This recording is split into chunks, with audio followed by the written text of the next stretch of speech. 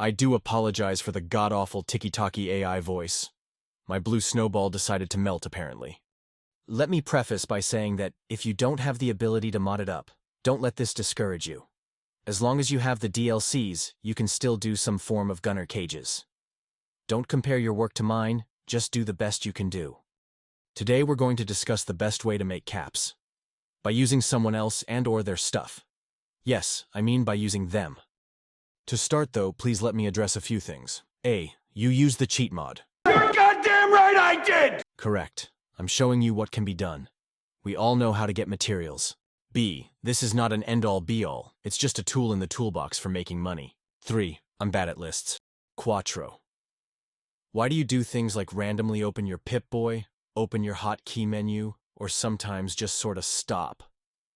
Because Karen, I'm ADHD as fuck and I get distracted or confused easily. Now without further ado, let's make some money and kill a lot of enemies in the process. When it comes to space for what I like to call a quote, processing center, unquote. Some may call it a site of mass genocide. The big thing you want is a lot of area, and Starlight Drive-In has that, plus it's convenient for traders and stores.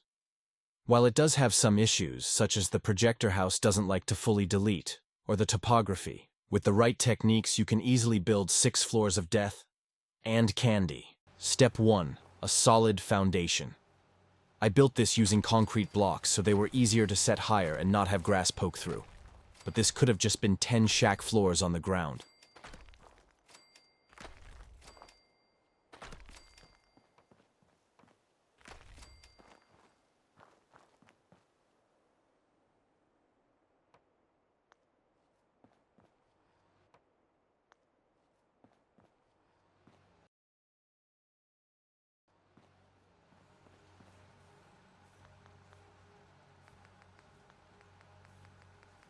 Let's build some walls between us.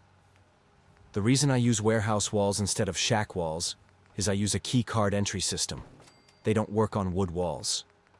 Don't blame me. Blame electricity nerds. I'm accounting. Build a wall around each of the blocks. I like my middle block to be the door frame.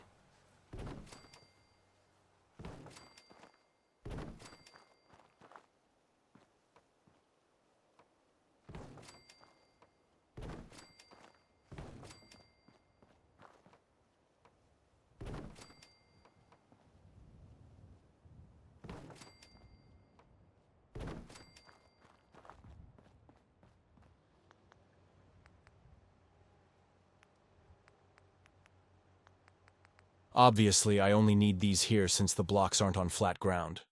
The cost is immaterial. Now we need to put in our observation deck.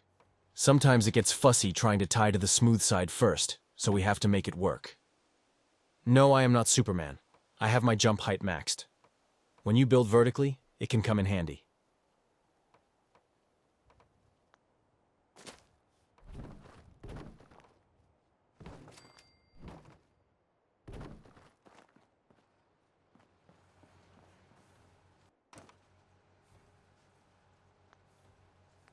Now we find our sugar daddies of the building world.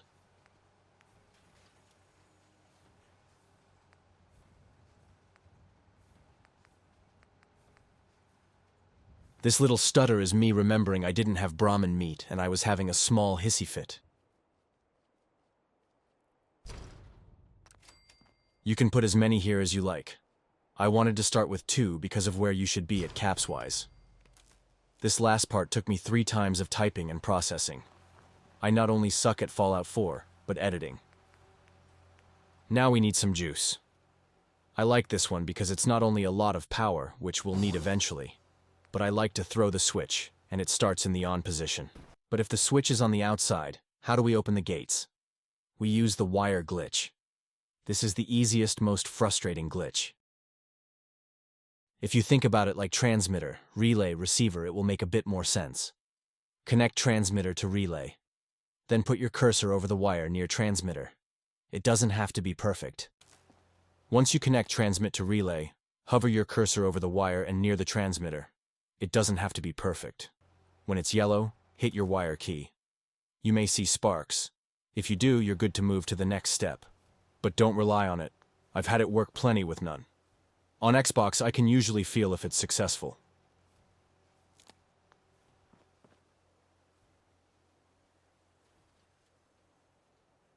And there we have it, our first step toward genocidal generational wealth.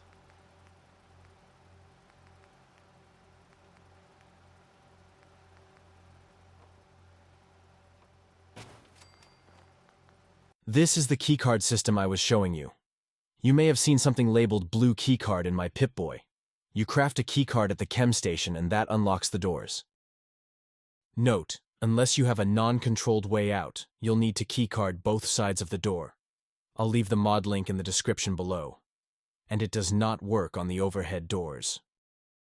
The reason I use this is to block off certain settlement areas, though it's like a condom, and it's not a 100% guarantee. I also build in the Commonwealth itself, not just settlements, so lore-wise, it makes sense to lock it up.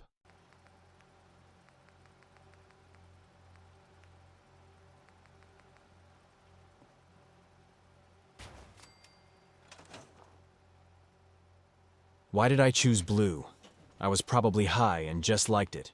Let's move past it. Though in some settlements I do actually do things like red for weapons.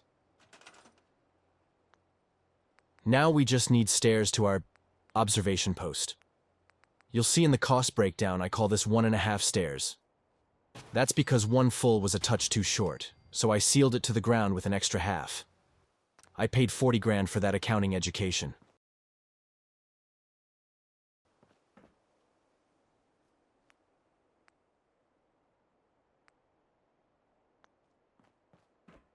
And there we go. We're now on our way to grow that compounding wealth and do what we truly love. Selling pyramid scheme essential oils. Let's look at the cost, keeping in mind I used Enron accounting. Or sometimes I just forgot, or I called an audible. One reason I haven't replaced my mic is I got laid. Off. So I'm holding money for now. It's also why I'm using sheets, like a child. Let me disclaim I don't mean cost like caps, I mean material cost. Thank you to my managerial accounting professor.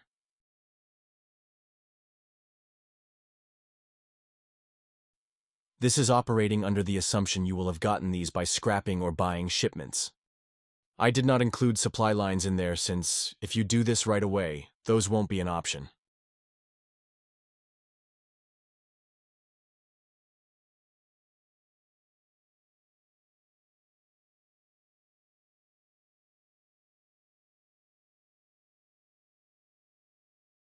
And there you have it, what it'll take to build your first house of memories for all your enemies to come together. All of this can easily be scrapped along the way, from settlement to Red Rocket to Starlight. The caps will be your biggest issue, but I'll leave another video linked in the description below how to get that 1K caps and not even needing to touch the Sanctuary gold. Between Red Rocket and the first Drumlin mission, you can almost pay for them right then and there. 1 week later. And now, let's get harvesting.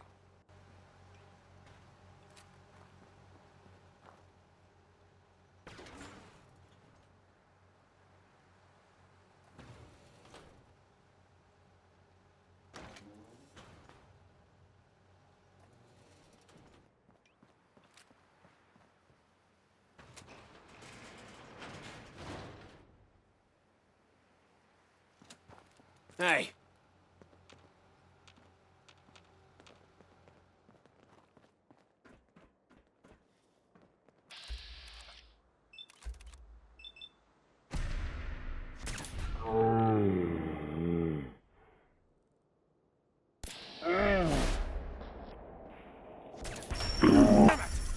Here it comes! Oh, hot, hot, hot, hot! Hot, hot, hot, hot, hot, hot, hot!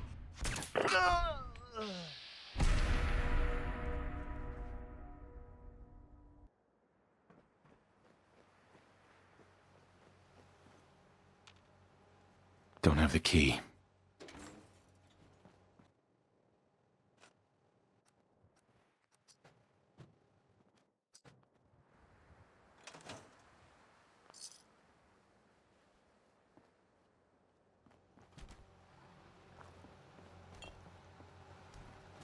I just realized I forgot to discuss this setup. There are two needed mods. Manufacturing Extended. This lets you do things like run the auto butcher, which you'll need to break your people down. Soylent Green. This lets you turn your enemies into all kinds of goods. From Soylent Green, which is human spam, to ghoul dog food. And don't forget super mutants. You can turn them into things like Soylent Cola or Soylent Ultra Jet, which is going to get us a ton of stuff. And lots of money.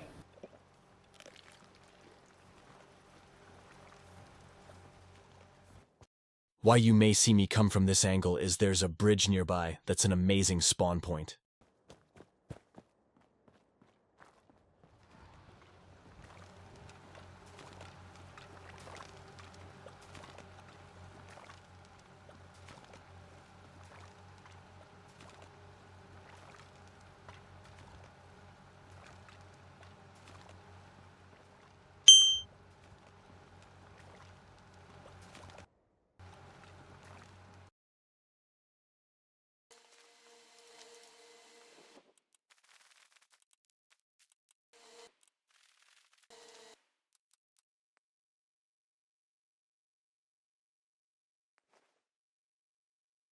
FYI, I've already programmed the builders due to a previous bounty.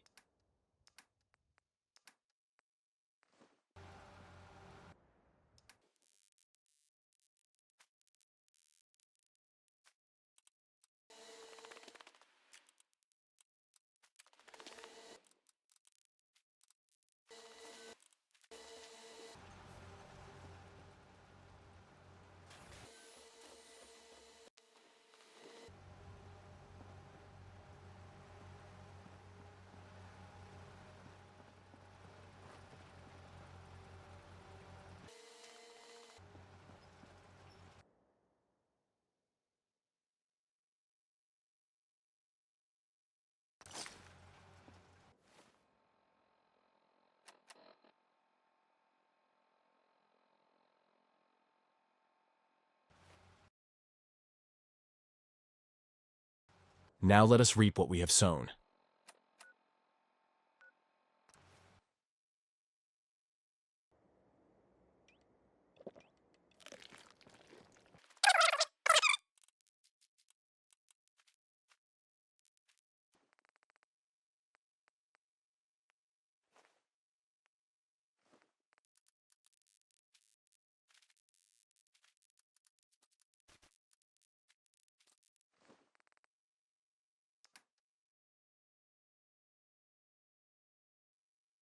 So with that, even with some variances, we have now paid for Phase 2. So, what's Phase 2? Phase 2 will be messy. And with that, this has been Episode 2 of Fallout Economics. And remember, I suck at Fallout 4.